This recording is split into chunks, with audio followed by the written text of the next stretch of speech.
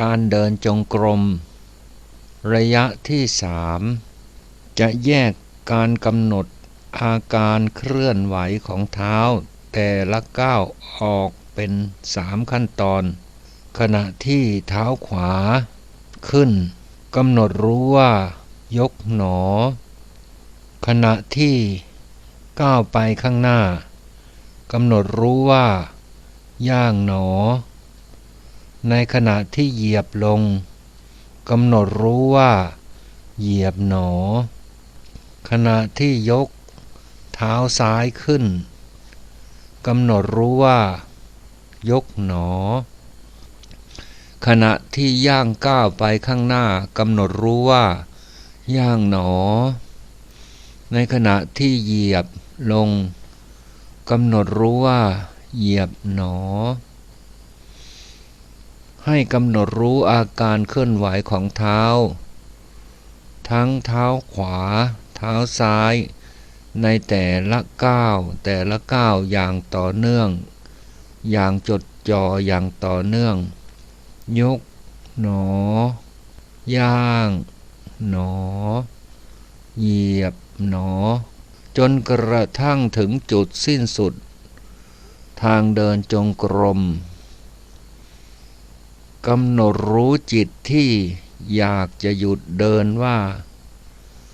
อยากหยุดหนออยากหยุดหนอเมื่อหยุดเดินกำหนดรู้ว่าหยุดหนอหยุดหนอเมื่อยืนอยู่กำหนดรู้ว่ายืนหนอยืนหนอจนกว่าจะพอใจหรือมากกว่านั้นก็ได้ตามแต่ที่กำหนดชอบใจนะครับพร้อมกันที่ต้นทางแล้วนะครับเริ่มต้นการเดินจงกรมภาวนาดังต่อไปนี้ยืนหนอยืนหนออยากเดินหนออยากเดินหนออยากเดินหนอยกหนอย่างหนอเหยียบ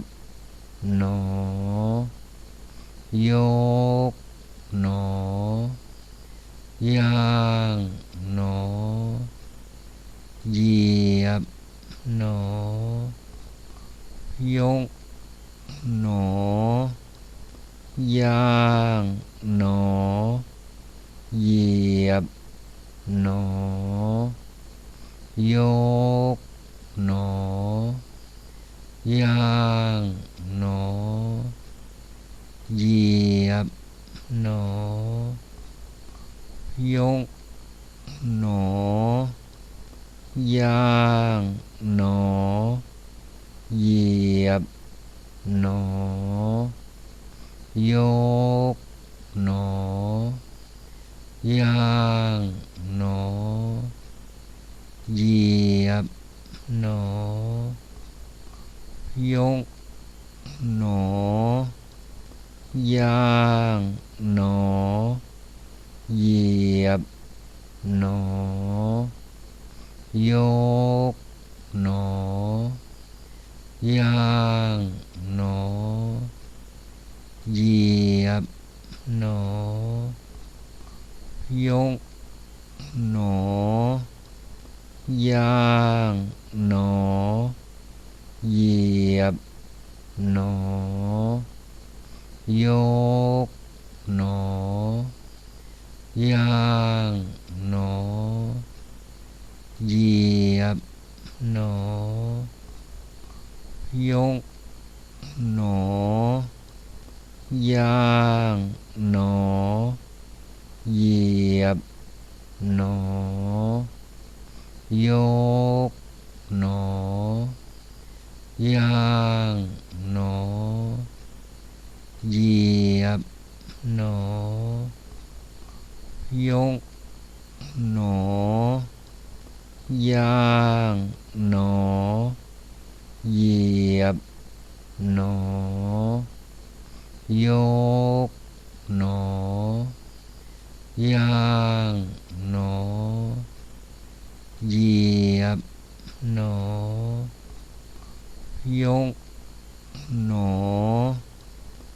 ย่างหนอเหยียบหนอยกหนอย่างหนอเหยียบหนอยกหนอย่างหนอเหยียบหนอยกหนอย่างหนอเหยียบหนอยกหนอย่างหนอเหยียบหนอยกหนอย่างหนอ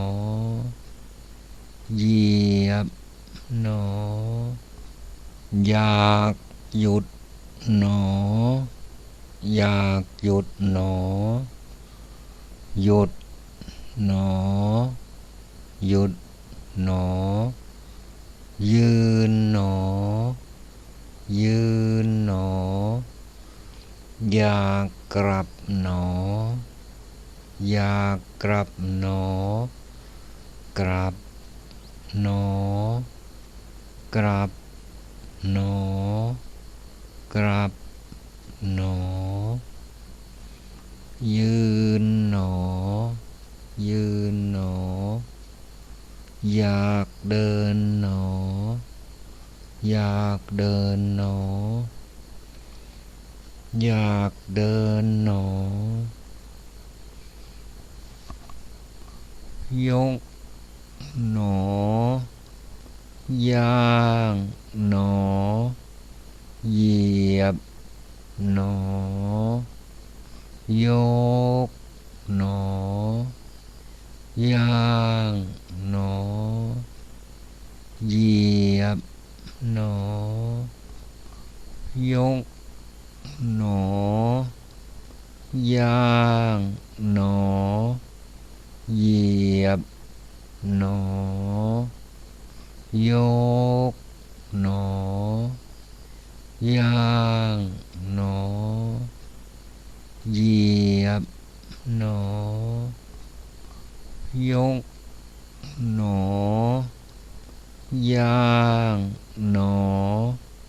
เหยียบหนอยกหนอย่างหนอเหยียบหนอยกหนอย่างหนอเหยียบหนอยกหนอย่างหนอเหยียบหนอยกหน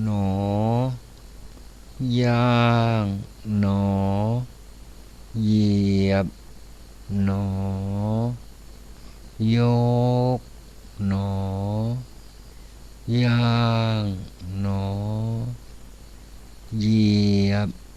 หนอยกหนอย่างหนอเหยียบหนอยกหนอย่างหนอเหยียบหนอยกหนอย่างหนอเหยียบหนอยกหนอย่างหนอเหยียบหนอ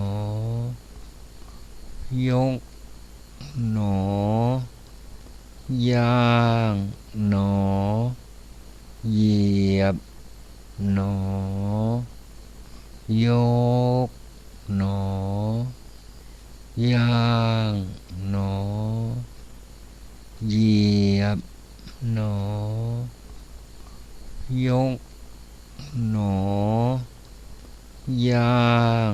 หนอเหยียบหนอยกหนอย่างหนอเหยียบหนอยกหนอย่างหนอเหยียบหนอยกหนอย่างหนอเหยียบหนออยากหยุดหนออยากหยุดหนอหยุดหนอหยุดหนอยืนหนอยืนหนออยากกลับหนออยากกลับหนอกลับหนอกลับหนอกลับหนอยืนหนอยืนหนออยากเดินหนออยากเดินหนออยากเดินหนอยกหนอย่างหนอเหยียบหนอยกหนอย่างหนอเหยียบหนอยกหนอย่างหนอเหยียบหนอยกหนอย่างหนอเหยียบหนอยกหนอย่างหนอเหยียบหนอยกหนอย่างหนอเหยียบหนอยกหนอย่างหนอเหยียบหนอยกหนอย่างหนอเหยียบหนอยกหนอย่างหนอเหยียบหนอยกหนอย่างหนอเหยียบหนอยกหนอย่างหนอเหยียบหนอยกหนอย่างหนอเหยียบหนอยกหนอย่างหนอเหยียบหนอยกหนอย่างหนอเหยียบหนอยกหนอย่างหนอเหยียบหนอยกหนอย่างหนอเหยียบหนอยกหนอย่างหนอเหยียบหนอยกหนอย่างหนอเหยียบหนอยกหน